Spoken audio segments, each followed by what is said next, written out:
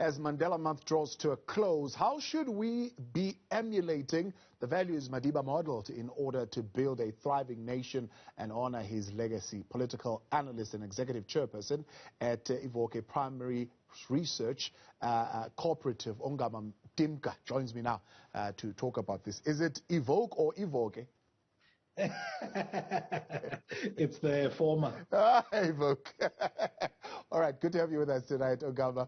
I mean, of course, we commemorate this month. We commemorate Mandela Month, Mandela Day, and so on and so forth every single year. But you are calling us this time around to think of how to lead our lives to emulate this important value, the important value or values rather of courage and sacrifice. Why would that be so important and relevant, particularly in 2021? Sure. First of all, it's part of what we've taken upon ourselves as academics within Nelson Mandela University to say, how do we interpret aspects of the life of Madiba for our generation, first for ourselves and for our students and for everybody else in terms of how we move forward. And our tagline is change the world.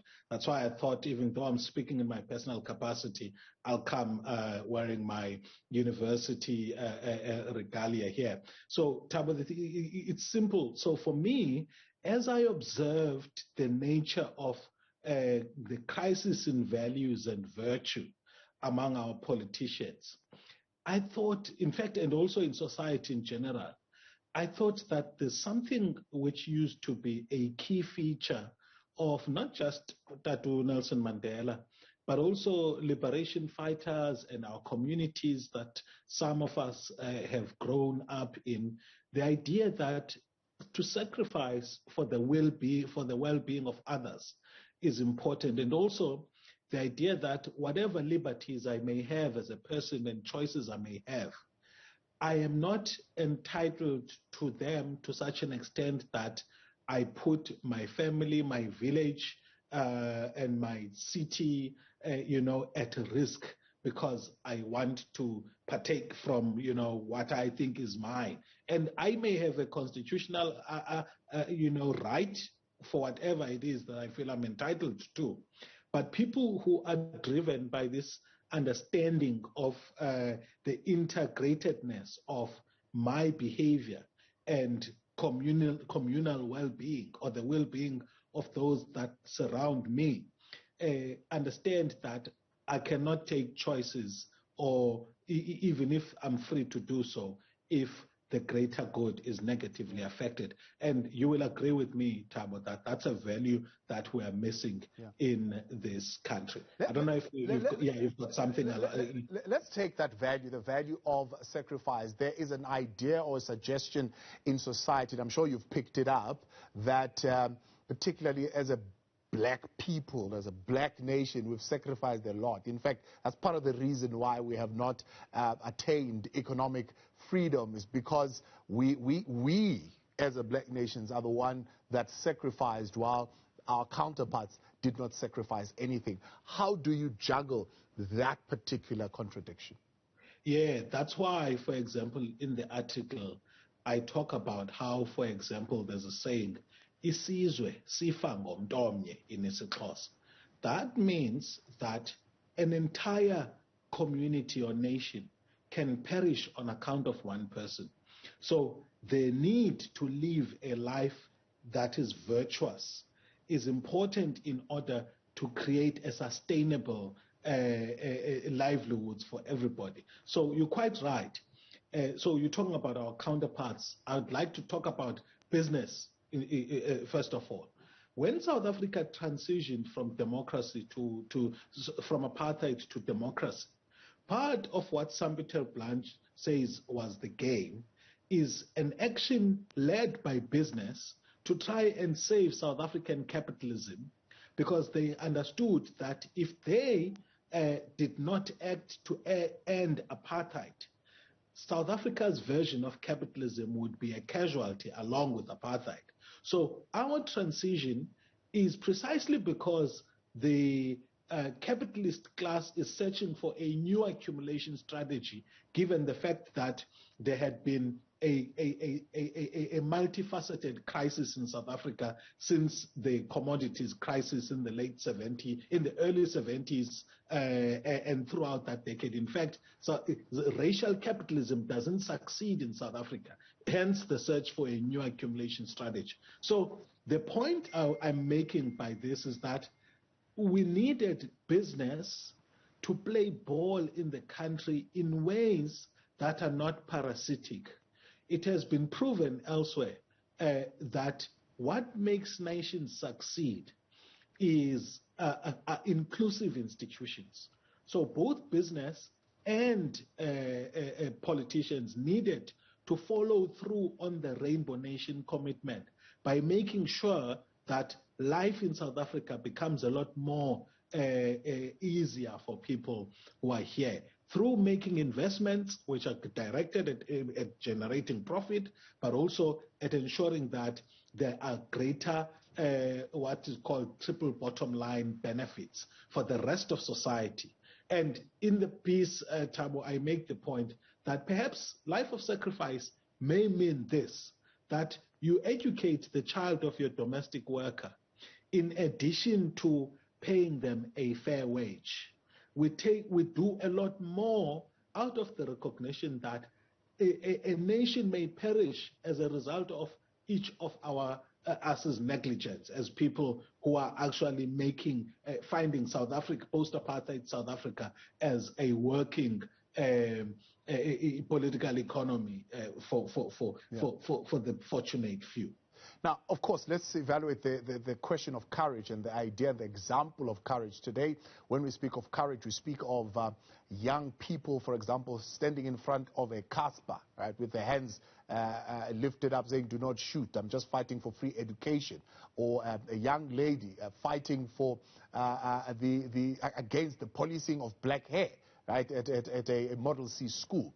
And this is what we call courage. Is this the idea and example that you're saying we should emulate? Absolutely, and I like that you are doing something I haven't done in the article, interpreting it at a micro level.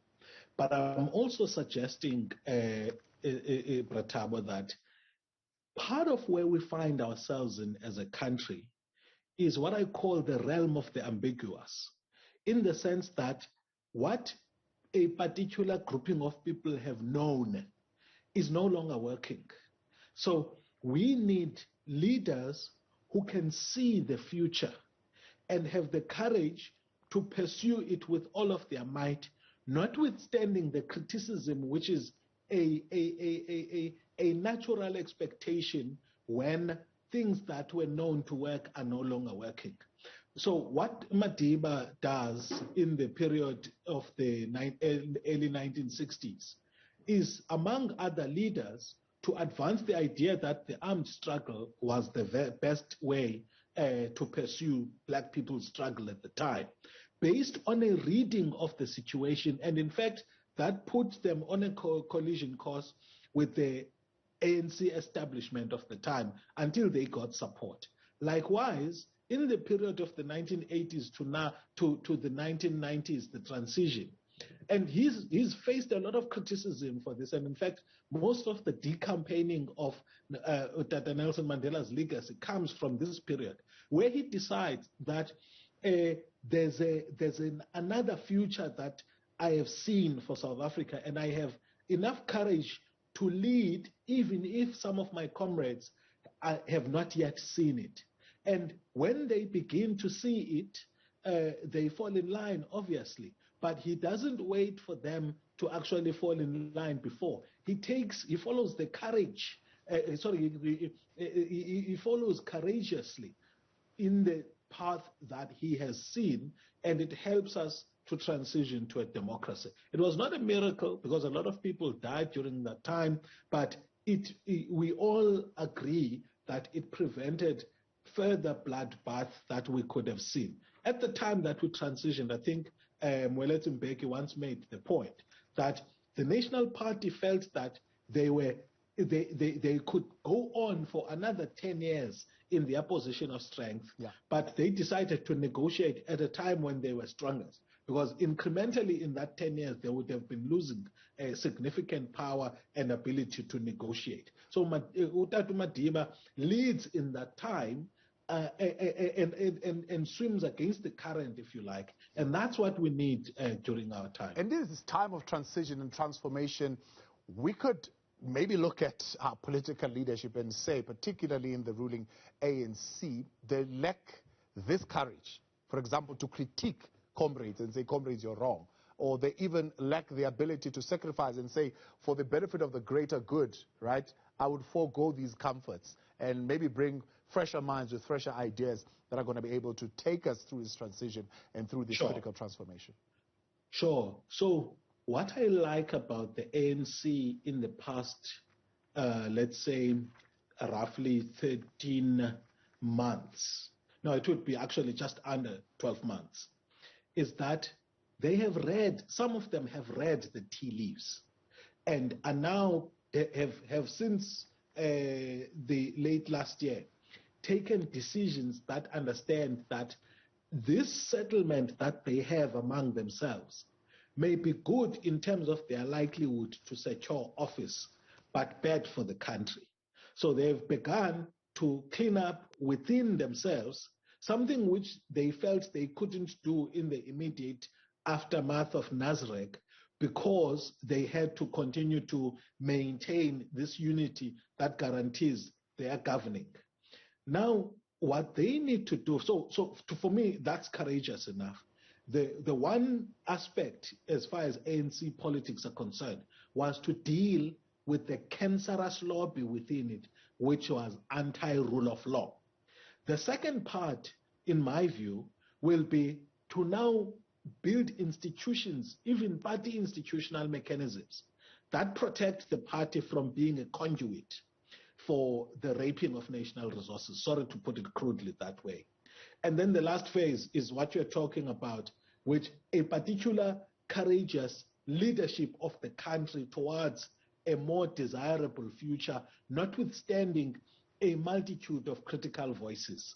Now, that, unfortunately, they have to manage all of these at the same time, dealing with the rogue elements within the party, putting up the right processes and institutions within the party that protect the rise of the cricket, and then also providing leadership to the country. Unfortunately, they don't have the luxury of segmenting this to such an extent that they can say, we're busy dealing with the rogues for now. Wait for us. We're not going to be providing leadership to the rest of the country.